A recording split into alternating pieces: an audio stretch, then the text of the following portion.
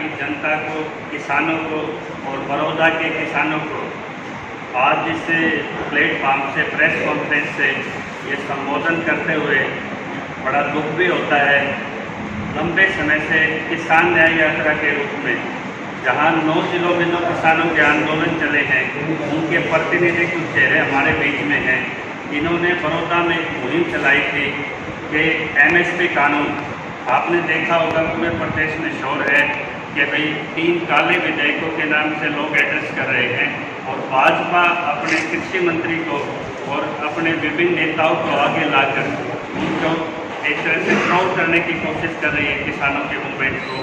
और पहली बार आपने देखा होगा कि लाल किले की प्रचार से मन की बात को ठुकराते हुए किसानों ने काला दिवस भी मनाया और बड़े विचार मंथन के बाद एक नतीजे पे किसान संगठन ये पहुँचे कि 4th ऑर्डिनेंस, चौथा कानून एमएसपी कानून, क्योंकि जब कोई किसान चीज़ पैदा करता है तो डिमांड एंड सप्लाई का हमेशा गैप रहता है। अंतर्राष्ट्रीय स्तर पे खाद्यान्नों की कीमतें कभी गिरती हैं, कभी उठती हैं। तो एमएसपी सरकार को पीडीएस के लिए, एफसीआई की सप्लाई चेन के लिए और खाद्य सुरक्षा के लिए एक निश्चित मात्रा में चाहिए होती है। और ये गलत डाटा प्रचारित किया जाता है कि 6% को सीधा एमएसपी का लाभ मिलता है, लेकिन उसके पीछे गांव में जैसे किसी का फसल का 1950 हो गया तो 1900 रुपये तक वो फसल आमतौर पर बिक जाती है, 26-27% एमएसपी सेल हो जाती है। अब हालात ये आगे कि अंतर्राष्ट्रीय बाजार सीधी कॉरपोरेट के हाथों में ही हमारा लोकतंत्र आज जा रहा है।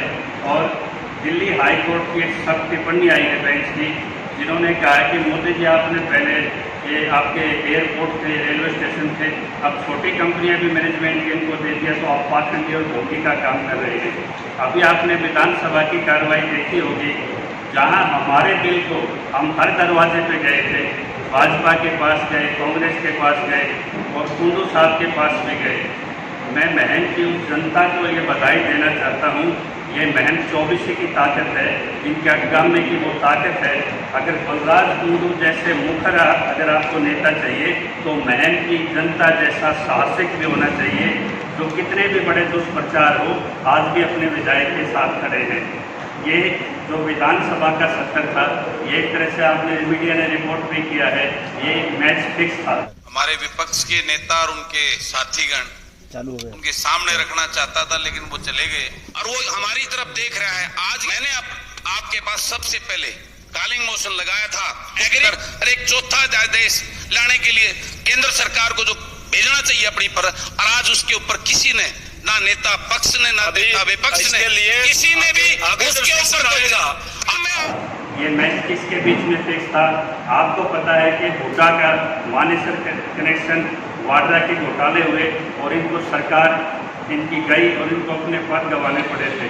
अब वही गुड़गांव कनेक्शन खट्टर साहब से और दुष्यंत साहब से सीधे तौर पर जुड़ चुका है। एक हाई कोर्ट की हमारी बेंच की एक याचिका थी, करमजीत की और राजन गुप्ता न्यायाधीश ने एक फैसला दिया था कि भाई जो एमबीएस मार्ग के नाम से जो स्कैम ओपन हो रहा है, वहाँ पे एक लंबी 4 साल की मेरिट पे एक फैसला आया, जिसमें यह हुआ कि रिहायशी क्षेत्र के लिए जो अपार्टमेंट बनने थे उसमें से आधी लगभग ज़मीन उन्होंने कमर्शियल पर्पज़ के लिए दे दी। और जब वो डॉक्टर अमिताभ सेन की याचिका आई, वहाँ के एक्टिविस्टों ने उस पर एक मूवमेंट शुरू किया, तो मेरिट पे ये फैसला आया कि 54 जो दोषी हैं उन पर सीबीआई की कार्रवाई ओपन हुई। और ये विभाग किसी और के पास नहीं, टाउन एंड कंट्री प्लान विभाग स्वयं खट्टर साहब के पास है। जब भी भाजपा पे कोई जवाबदेही होता है तो कोविड की आड़ में ये मेदांता की गुफा में जाकर छुप जाते हैं। और जो मैच फिक्सिंग की जो जिम्मेदारी संभाली वहाँ पे, वो वहाँ दुष्यंत ने संभाली।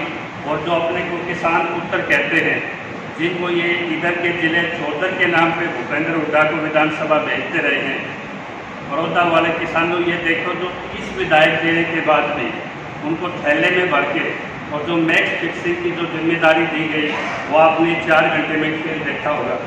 आप सभी पत्रकारों को पता है, बिजनेस एडवाइजरी कमेटी में जब तक विपक्ष के नेता के साइन नहीं होते, कोई भी कौन सा बिल उठेगा, कितने घंटे निर्धारित होंगे, विधानसभा की एक प्रोटोकॉल है, उसी से वो निर्धारित होती है।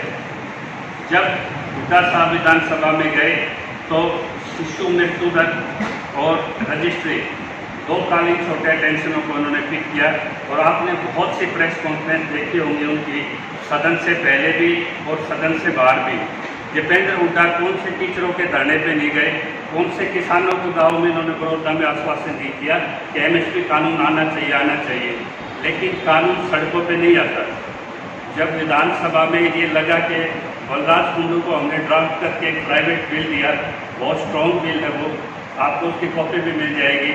जब इन्होंने इसको कॉलिंग अटेंशन भी लगी, बिल भी लगा, तो हुड्डा साहब ने वहाँ दस्तक करके सरेंडर कर दिया उनकी इस गेम फिक्सिंग के लिए कि भाई 2 मुद्दे पिक किए जाएंगे, शिशु के और ये रजिस्ट्रेशन के। तो ना तो उन्होंने ये किसानों वाला मुद्दा पिक किया प्राइवेट बिल का, जबकि किसानों ने इतना दबाव बना दिया था। बड़ौदा में आज 5-6 गांव चुनाव का बायकॉट किए बैठे हैं, तो उसी पृष्ठभूमि में उन्होंने सोचा कि अब आज मेरा भी प्रस्ताव जाना चाहिए। अंतिम समय पर प्रस्ताव गया, लेकिन उस प्रस्ताव को हुड्डा साहब चाहते तो वरीयता पे किसान बिल को रख सकते थे, वो उन्होंने नहीं रखा। दूसरा यही धोखा उन्होंने PTI टीचर्स के साथ किया, जिन्हें उन्होंने वायदे किए थे जाके धरनों पे कि भाई हम टीचर के लिए कुछ करेंगे, वो भी उन्होंने सरेंडर किया। और सबसे बड़ा चमत्कार तो तब हुआ जब सब सदन छोड़ के भाग गए, और अभय चौटाला ने भी यही गलती कर दी कि सदन छोड़ के चले गए। जब कुंडू साहब वहाँ पे चिल्ला रहे थे कि जिसकी वोट लेके आप जाओगे, जब बड़ौदा में जाओगे किसान पूछेगा, इससे अनिवार्य विषय हो नहीं सकता, और डिप्टी CM ने झूठ बोला। महाराष्ट्र सरकार ने अपना MSP कानून लागू किया हुआ है, स्टेट के पास पावर्स है। APMC एक्ट छोटू राम के दादा की मेहनत से 1935 में लागू प्रदेश में। कृषि हमारा चैप्टर है जो राज्य का विषय वस्तु है, और CRPC में पता नहीं कितने उदाहरण हैं कि स्टेट्स की अपनी लेजिस्लेशन पावर्स होती है। तो उन्होंने गलत कहा कि केंद्र को भेज दें, केंद्र को भेजने की हमने भी लिखा हुआ उसमें कि प्रस्ताव पास करके केंद्र को भेजो। तो इनका एक बड़ा प्रश्न भाव उठा था कि मुझे वो आधार बता दो कि मेरा बिल क्यों ड्रॉप किया जा रहा है। ये वो आधार है जो हम आपके आगे खुलासा कर रहे हैं।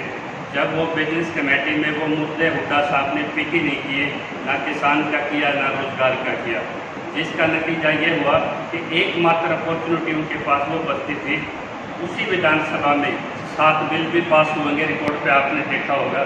संशोधन भी धड़ल्ले से पास हुए हैं, और उसमें एक संशोधन वो पास हुआ है सेक्शन 3A, जो आप देखोगे टाउन एंड कंट्री प्लानिंग में, जिसमें डी-लाइसेंसिंग स्कैम जिसको हम जोर शोर से बोलते हैं।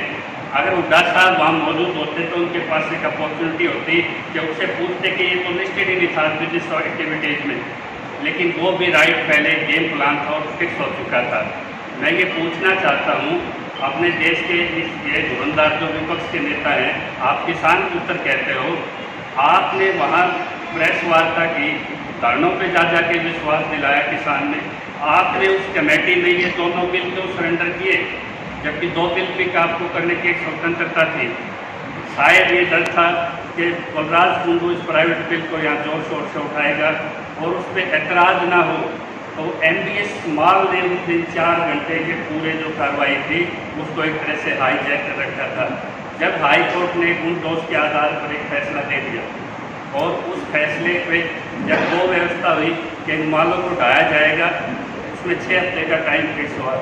CBI बंद लिफाफे में सरकार को सूचित न करके सीधे बेंच को अपनी रिपोर्ट देगी, जिसमें 54 बिल्डर्स और आपके अधिकारी इसमें शामिल हैं। उनको बचाने के लिए क्या विधायक की शक्तियाँ इसलिए होती है क्या?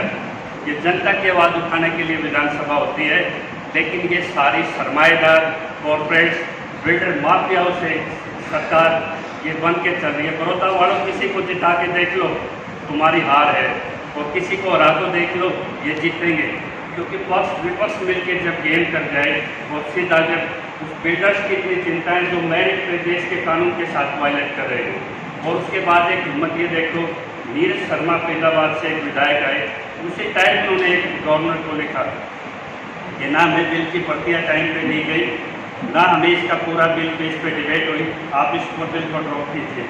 आज हम एक लिखित संगठन बलराज कुंडू के माध्यम से LG को भेज रहे हैं कि अगर ये प्रोसीडिंग की वायलेशन हुई है तो इस पर सरकार को नोटिस कीजिए। CBI ने मान लिया 26 अगस्त से पहले जो इलीगलिटीज है आप उनको हाईलाइट कीजिए। CBI जांच इस चीज़ की होनी चाहिए कि जो विधायकी शक्तियों का दुरुपयोग, क्योंकि आज भी वो कानून स्टैंड करता है जब तक उसका अपील पीरियड है, एग्जीक्यूशन पीरियड उसका समाप्त नहीं होता। तो ये अल्ट्रा वायर्ड बिल डिक्लेयर हो सकता है। सभी एक्टिविस्टों से, सभी विधायकों से, सभी पत्रकारों से कोई भी इस कंटेम्प्ट को फाइल कर सकता है। तो एक गैर कानूनी काम को कानूनी बनाने के लिए आपने विधानसभा को फिल्टरों को सौंप दिया। और जब एक किसान के बेटे ने जब आवाज़ उठाई, आज भी हुड्डा साहब की बेशर्मी ये देखिए कि उस विधानसभा से आते ही दीपेंद्र की कल जवारा में मीटिंग थी। मैं दीपेंद्र से सीधा सवाल करता हूँ, वो राज्यसभा सांसद है, 14 तारीख से वहाँ सत्र चल रहा है दिल्ली में, आप वहाँ बिल फाइल कर दीजिए। अगर आप किसानों के इतने हितैषी हैं, आप 44 के करीब वहाँ पे कांग्रेस के सांसद हैं, आप बिल को केंद्रीय बिल के लिए एमएसपी बिल को वहाँ फाइल कर दीजिए। और दूसरा, भाजपा की अगर जरा सी भी इच्छा शक्ति है तो इस पर नोटिफिकेशन पीटीआई पे भी और इसका जो एमएसपी बिल पे नोटिफिकेशन जारी कर दे, ताकि एडजॉर्नमेंट में जब आगे सेशन बैठे तो उससे पहले ये फसल आपकी बिक जाए। और सरकार को आज मार्केट की चिंता है, किसानों की चिंता नहीं है। जो सोंगे सागवान व टमाटर धरने पे कह के आए थे कि मैं आपको 50,000 रुपये प्रति एकड़ दूंगा, आज वो भाजपा का प्रचार करते घूम रहे हैं। कहीं सामाजिक बनते हैं और कहीं इनकी भूमिका निभाते हैं। तो विधायक इसलिए होते हैं कि वो जनता की आवाज़ उठाएं। तो कृषि मंत्री का ये कथन स्पष्ट हो गया है, 6% अगर मार्केट के अंदर अगर रेवेन्यू होता है, आप बाहर सेल अलाउड कर रहे हो जिस पे कोई टैक्स नहीं है, 6% से जो सेस होता है एपीएमसी का, वो स्टेट का लॉस हो रहा है, आप उसको मजाक बना रहे हो। और 20,000 लाख करोड़ रुपया जो और 1 लाख करोड़ जो इंफ्रास्ट्रक्चर पे मोदी जी ने रिलीज किया है, वो भी इन बिलों से बंधा हुआ है। हमें इन बिलों से इतनी तकलीफ नहीं होती अगर इस पर एमएसपी कानून लागू कर दिया जाए, लेकिन एमएसपी कानून एक अधिकार है जिसको ना कांग्रेस देना चाहती ना बीजेपी देना चाहती। अभी ये विधेयक दोबारा रखा जाएगा एडजमेंट में, हम इसको दोबारा फाइल करेंगे। और सभी किसान संगठनों से अपील है, इस रैली के चक्कर में ज़्यादा न चलाएं। आज कांग्रेस के हमारे को फोन आ रहे हैं कि आप टिप्पणी रैली में आओगे कि नहीं। 8.5 लाख रुपए ये फाइनेंस कर रहे हैं। ये किसानों में छदम लीडरशिप करके आंदोलन को तोड़ना चाहते हैं।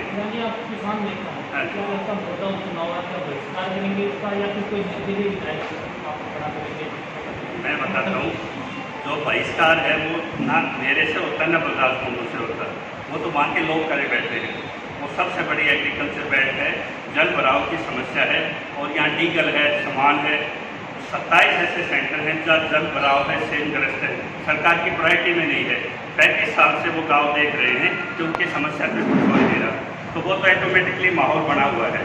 चौपालों में उसका स्वागत होगा। अब ये विधानसभा का केस सबने देख लिया, ये आपका लाइव टेलीकास्ट भी सभी बड़ौदा के किसान देख रहे हैं। उन्हें ये फैसला ये करना है कि कृषि क्षेत्र में, कृषि के कानून पे जब सभी विपक्ष सरमाएदारों के लिए, कॉरपोरेट के लिए जो न्यायालय से दोषी हैं, उनको बचाने के लिए अपने विधानसभा को सरेंडर किए बैठे हैं, तो उनको जिताने से फायदा भी क्या है। अगर वो बायकॉट करते हैं तो हम उसका समर्थन करते हैं। अगर कोई तीसरा विकल्प भी वहाँ से निकल के आएगा तो बड़ौदा की जनता के फैसले से निकल के आएगा। हम कोई भी फैसला किसी पर नहीं थोपेंगे।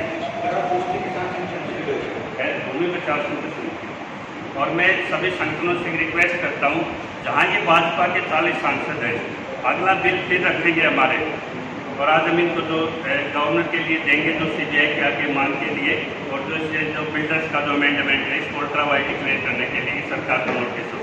जहाँ जहाँ किसान संगठनों के जो भी भाजपा का कांग्रेस का एमएलए लगता है, वहाँ उनको बगास को बनाइए ना, उनके घेराव कीजिए, प्रदर्शन कीजिए, जमीन पे मूवमेंट कीजिए। और नोटिफिकेशन की मांग के साथ अगर बीजेपी नहीं मानती तो बड़ौदा में निश्चित है इन दोनों पार्टियों का वहाँ बड़े जोर शोर से विरोध होगा।